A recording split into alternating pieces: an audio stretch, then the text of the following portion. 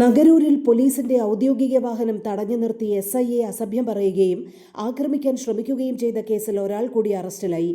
കേസിലെ രണ്ടാം പ്രതി DYFI പ്രവർത്തകനും CPM വെള്ളല്ലൂർ ലോക്കൽ കമ്മിറ്റി അംഗവുമായ കിളിമാനൂർ കീഴ്പേരൂർ നൌഫിയ മൻസിലിൽ ഫൈസൽ എന്ന 28-കാരനാണ് അറസ്റ്റിലായത്.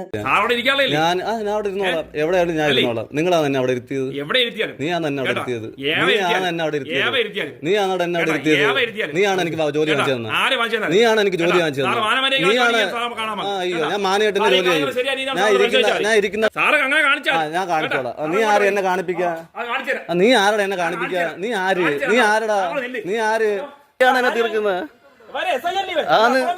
അത് തന്നെയാടാ, ഞാൻ എന്റെ ഇൻവെസ്റ്റിഗേഷൻ ഓഫീസറാടാ. നീയാണോ അവിടെ ഇൻവെസ്റ്റിഗേഷൻ നയിക്കുന്നത്? നീ ചോണയുള്ളവനാണെങ്കിൽ വൈകിട്ട് നീ എന്നെ മാറ്റി വെക്കടാ. നീ ചോണയുള്ളവനാണെങ്കിൽ നീ എന്നെ വൈകിട്ട് തന്നെ മാറ്റി വെക്ക്. അല്ല നീ വൈകിട്ട് തന്നെ മാറ്റിയതല്ലേ അറിഞ്ഞ? നീ ചോണയുള്ളവനാണ് മാറ്റി വെക്ക്. നീ ചോണയുള്ളവനാണ് മാറ്റി വെക്കടാ. ഞാൻ എന്റെ ജോലി ചെയ്യാനോട് വന്നാ നീ ഇങ്ങോട്ട് കയറി കൊണ്ടുവന്നത്? എന്റെ ജോലി കയറാൻ വന്നതാ, പിന്നെ നീ ഇങ്ങോട്ട് കയറി വന്ന് എന്റെ ജോലി ചെയ്യാൻ വന്ന നീ ഇങ്ങോട്ട് കയറി വന്ന് പിന്നെ ഞാൻ നിന്റെ വീട്ടിലോട്ട് വന്നാ. പിന്നെ നീ വലിയ ഡയലോഗ് അടിക്കുന്നത്. നീ 4 മണിക്ക് എന്നെ മാറ്റാ, നീ മാറ്റി 4 മണിക്കുമ്പോ മാറ്റാൻ പാടില്ല. നീ ജോലി ചെയ്തോളാടാ. നീ പറയുമ്പോഴാണ് ജോലി ചെയ്യുന്ന. നീ അകത്തോട്ടുണ്ടാകാൻ കയറി വന്നതിന് ധൈര്യമുള്ള അത്രയ്ക്ക് നട്ടലുള്ളവനാണ് നീ മാറ്റടാ. നട്ടലുള്ളവനാണ് ഇനി അപ്പൊ സമ്മതിക്കും. ഇന്ന് 4 മണിക്കൂർ നിനക്ക് നട്ടലുണ്ടെങ്കിൽ മാറ്റി. നീ മാറ്റി നട്ടലുണ്ടെങ്കിൽ നീ മാറ്റി വെക്ക്. നട്ടലുള്ളവനാണ് മാറ്റി വെക്ക്.